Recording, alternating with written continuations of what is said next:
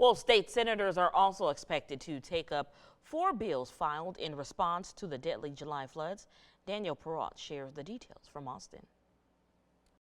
You should have already been doing this, and it should be required very little additional resources. Senate Bill 1 addresses multiple problems found after that catastrophic July 4th flooding, making sweeping changes to how state agencies, campgrounds, and volunteers will need to prepare and respond to flooding. We found gaps in our emergency responses on the local levels, both in the way of coordination, leadership, and training. In Kerr County, the emergency management coordinator was not available in the early morning hours of the flooding. SB 1 creates specific guidelines for who's in charge in that case. It requires smaller counties to have joint emergency command centers during disasters, something Kerrville and Kerr County did not initially do.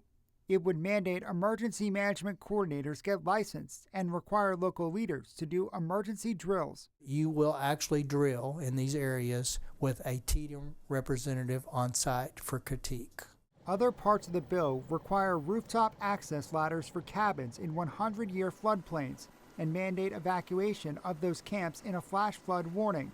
It would develop a volunteer registration system, but some lawmakers expressed concern that could discourage people from helping. I want to make sure that we don't become the police state and say, no, government does everything. Vince Luciano, the Central Texas Regional Director for the Texas Department of Public Safety, says it would be hard to implement. Dispatch centers were overloaded during all of these events, so you're not going to have the ability to do that.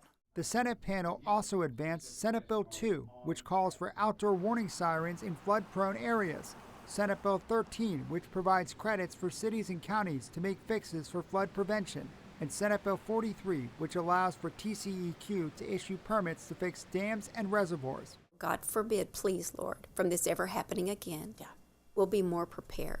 Republicans say Democrats are blocking the critical flood bills, but Democrats say Governor Abbott could act and put state funds towards these issues without lawmaker approval. They don't want us to come back for flooding. They are using those families as a distraction.